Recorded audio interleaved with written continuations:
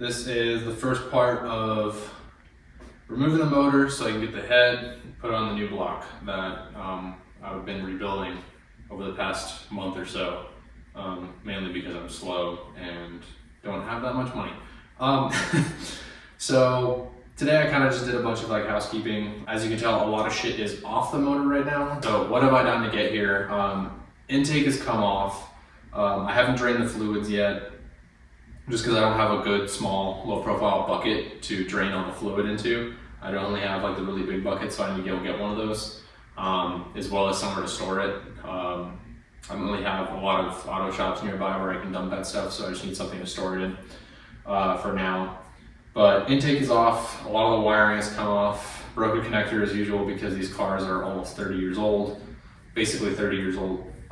So I'm gonna have to replace, I think it was the throttle position sensor connector. I'm gonna have to replace that with a new Deutsch one. Fuel lines have kind of come off, and what else? I'm slowly gonna start removing parts that I don't want on this car anymore. One of those things is gonna be the ABS module. I don't think it really does anything. The light flashes every once in a while, but I don't think it ever locks up properly because my rear end likes to swing out on this car when I touch the brakes. I'm not going to show a lot of this stuff. I'll probably show little snippets of me removing the motor and some like light general work, but there's plenty of videos on how to remove these motors, any S14 work, so that's not really the point of the channel. It's kind of just to give me motivation and to follow along and to actually finish the project. So I think I've probably said that in previous videos, but not really much of an educational video. I probably will make those in the future with some things that I know are not really covered. And I'll touch on some things that I've done that I never found anywhere. But in general, a lot of this stuff is available online and you can find it. So I'm not going to be super detailed about take this off, take that off, disconnect this, route this way. I'm not going to do it. I'm learning still every time that I do this. This is the second time I'm going to be pulling this motor. Hey guys, so since the last video, the engine was in the car. It is now out. I didn't really film the process because I have only weekdays to make these videos really. On weekends, I'm usually out doing some other hobbies, try to get out of the house. I do work full time, so I only have, a few hours to spare on my weeknights to do this kind of stuff. So this all got done within a matter of like 2 to 3 hours with 2 buddies. But yeah, trans came out with the motor. I just got the intake off and the exhaust off. Need to just take all the accessories and mounts off of this motor, as well as get into the head. So all that stuff I'm going to start filming now, a little more in depth. And as you can tell, this is a brand new alternator from the last time I resealed this motor, because the other one took a shit on me. This one also has a new water pump and a new clutch. So I'm taking all of that stuff and putting it on the new motor. But yeah, overall pretty clean. Nothing was leaking on it since I did the reseal on it. The trans decided to pour out a puddle of fluid when I pulled it out. Even though I tried to seal the back seal as I was pulling it out, it still just poured everything out. Just fine, I'll get it all cleaned up. It's okay to have a bit of a mess right now. But yeah, in the next video, or in the next clips, I'll be disassembling the rest of this motor with time lapse and just video following along what I'm doing and checking out the head, because I'm pretty sure all of my oil leak problems are coming from valve stem seals and the rings not being, or rings being old, which that motor will fix. Starting to strip out everything in here that I don't want and don't need for autocross or track. And as well as this battery tray, which is, as you can tell, the normal 240 thing, it's rusting out. Yank that out, yank out all the accessories that I don't want, and I think I'm going to sand and paint the bay. It's not going to be anything beautiful, but I'm going to try my best. Hey guys, hopefully this isn't a horrible view. My hands are really dirty, but I'm starting to disassemble the engine bay right now. I'm draining the power steering. I'm going to drain the brake fluid as much as I can and yank out the ABS module and slowly start to disconnect all the harnessing and wires from the fuse box so that I can get those things out of the way so I can get started sanding and priming and doing all the engine bay stuff. But yeah, first things first is ABS module, power steering, brake booster out of the way, throttle cable out of the way, as much as I can get out of the way at least.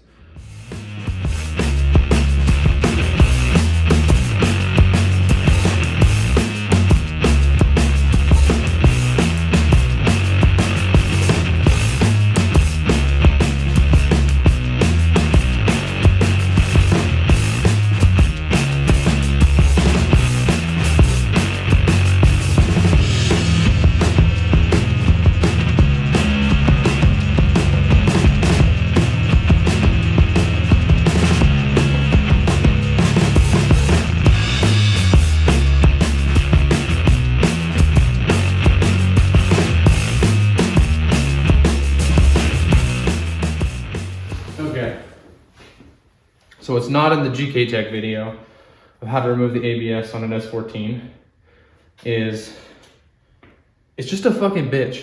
There's a bolt on the strut tower, a bolt on the chassis rail that goes underneath the strut tower, or that rail that's under the strut tower, and then there's 2 bolts in the wheel well that hold the bracket in, because taking off the module itself, you have to disconnect all those plastic connectors, and I don't really want to break it because I'm not sure if this one's not broken or is broken or not working.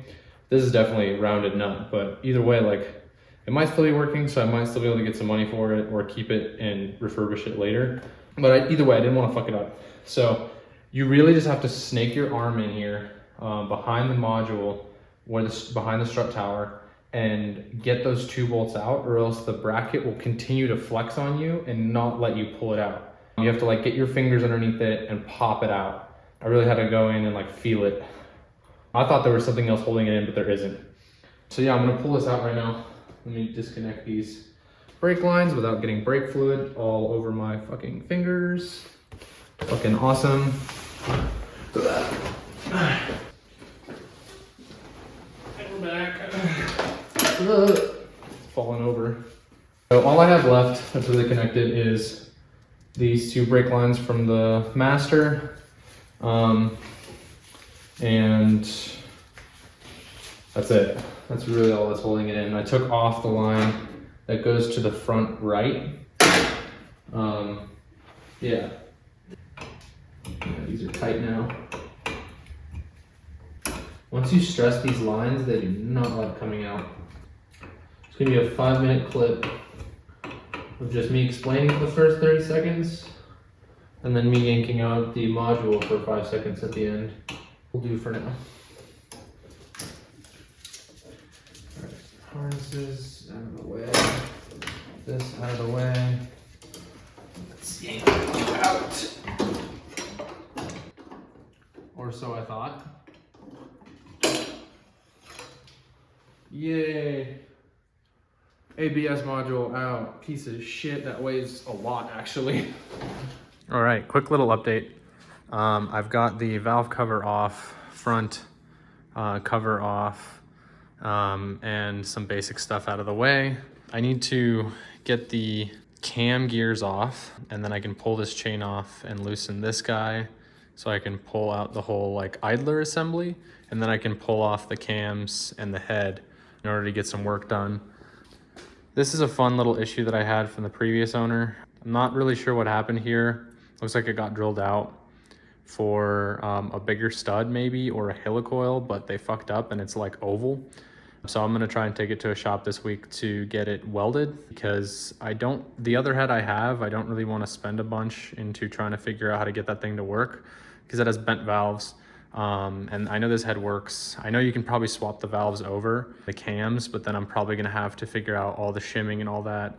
I need to check the shims under here as well while the cams are in, just to, you know, make sure that all this stuff is in tolerance, or I need to go and find some more shims while all this is getting fixed.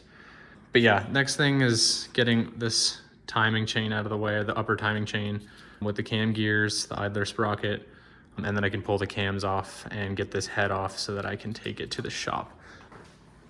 Let's see, anything else? Yesterday I did some more stuff after the camera kind of turned off. I had to put a bag over the master because it's just leaking out the rest of the brake line fluid. Almost everything in this corner is empty and gone.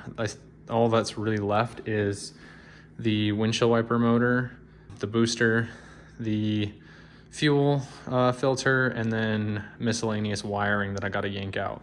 Headlights I got out, and the side lights, side markers. I don't exactly know what they're called. The corner lights. I gotta get the fenders off, the bumper off, fog lights. I need to throw away. One of them is okay, but the other one's cracked. And yeah, then I can slowly start to clean this up, sand it, and get it ready for paint. But right now, bigger priority is getting that thing to a shop and see what needs to get done, because that's gonna take some time. And while I'm waiting for all that to get done, I can get this stuff done.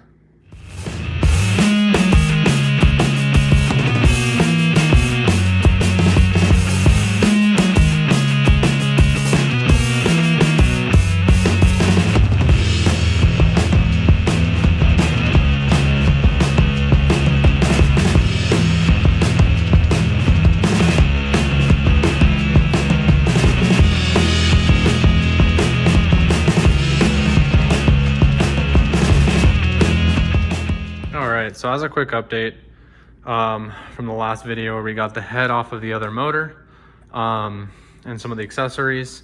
Right now I'm just going and removing the exhaust studs so I can hopefully get this stud hole fixed at a shop and they're gonna weld it. We'll see. Says the guy says it's doable, so I'm gonna go ahead and remove all the exhaust studs. I'm gonna replace them anyways because quite a few of them are pretty fucked up. And I'm gonna pop out all the valve caps and the valves so that I can take it to the shop and not get any of that stuff messed up when it gets welded. And then after that, it'll go to the machine shop to get this cleaned up, as well as maybe just clean up this surface. I don't know how much thickness I have left on this head, as well as the new block. So I have to do a little bit of math and figure out if I can still use a regular Fel-Pro gasket or I'm gonna have to go MLS.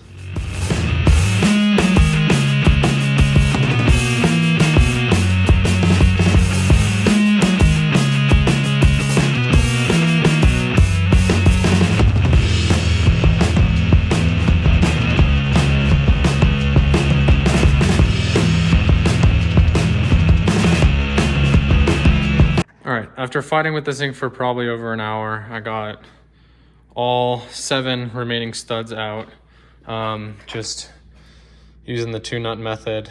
A 14 breaker to get them nice and tight, as well as get them off. Get the top nut tight is what I mean. I don't mean getting the other nut tight. And then these guys just to zip on and off. This guy just to zip on and off the nuts. But yeah, next thing is cam caps out, everything labeled on probably another cleaner piece of paper here, and then pull the valves out before this gets sent to the welding shop and the machine shop. So now they have a nice clean surface here. But yeah, a lot of fucking around with this thing.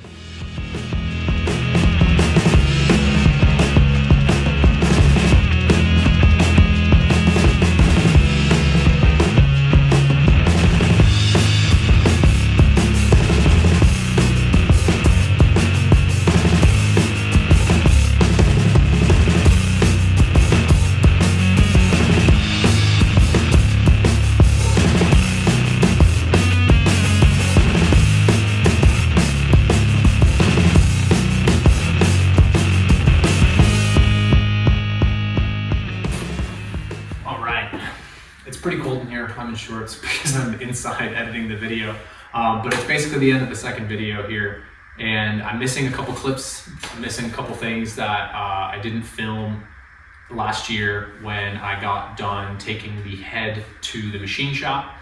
So that head, which needed a hole welded and then re-drilled and tapped for an exhaust stud, I ended up getting it welded, but the machine shop I took it to had a facing mill, or a mill that was just too large to reach the face of the exhaust ports, just because KA heads have a flange that kind of comes out towards the timing cover side, which protrudes higher than like the face of the exhaust flange. So they ended up saying, no, we can't really do this. So I started looking for other shops that might be able to do it. And at the same time, I started thinking about maybe if I could use the head that I got off the new block, or the block that I just rebuilt in the last video. So ended up talking to a pretty reputable shop that really works mainly on heads. They do like a bunch of block work as well, but they're known for really good head work. No pun intended. Took it to them, took the head, the head with the bent valves that came off the new motor, as well as all the parts that I just disassembled off of my old head, and the cams. Took it to them and they're like, yeah, we can totally make this happen. We'll check and just make sure that all the valves that are off your old motor are straight and we can use those. And they ended up actually taking everything and replacing the valve stem seals, not valve stem seals, but the valve guides, as well as the valve stem seals. But the valve guides, which apparently wear out pretty quickly on KAs, so I might as well just get them all replaced with newer stuff that wears better. So they ended up replacing those for me, put in the valve stem seals as well. They did a 3-angle valve job, decked the head as well. KAs are very weird in the sense that they kind of measure the amount of machining you can do off of the head surface and the block surface, from the center of the crank to the top of the block, as well as like the overall height of the head. It's really hard for me to do that measurement, and both machine shops that I went to didn't really have a good way of measuring it. The head for sure I got a measurement off of because that's pretty simple, but the machine shop that I had taken the block to didn't give me that measurement, and I wasn't about to just try and figure out that measurement on my own. But they ended up taking about, I think, 2 to 3 thousandths off of the head. So that was pretty close to what the limit was if the block had been machined as well. So I ended up going with a Tomei 1.5, I think, millimeter head gasket, which is about as thick as you can get, I think, to make up for that difference, just in case I don't want any issues with super high compression or even a chance of like valves touching when they shouldn't. But yeah, I'll cover more of that in the next video, but ended up using the head off of the block that I bought and rebuilt in the first video instead of using the one that I had to weld. So I still have that one. The cams got swapped over, springs, as well as the valves. So yeah, that's the end of the video. Thank you guys for watching if you stuck around this long. The third part of this is probably going to focus on me painting the engine bay, so cleaning all that up, the couple clips I have, in the process of painting it. I didn't film a bunch of it because I was doing it for the first time and I have no idea what I'm doing, so honestly I was scared to show my mistakes. It turned out pretty good. I definitely probably could have done some better prep, but we'll get to that in the next video. So yeah, thanks for sticking around and watching. I'll have part 3 out. If you're wondering why the car is up on jack stands in the back, it's just a little bit of work I'm doing before getting into the time attack season this summer. So yeah, that there's an answer to that. There'll probably be a video on it too. It's just going to be super far behind since I have a bunch of extra videos to put out, but thought I'd throw that in there. It's not still sitting on jack stands. It's been running for a while now. So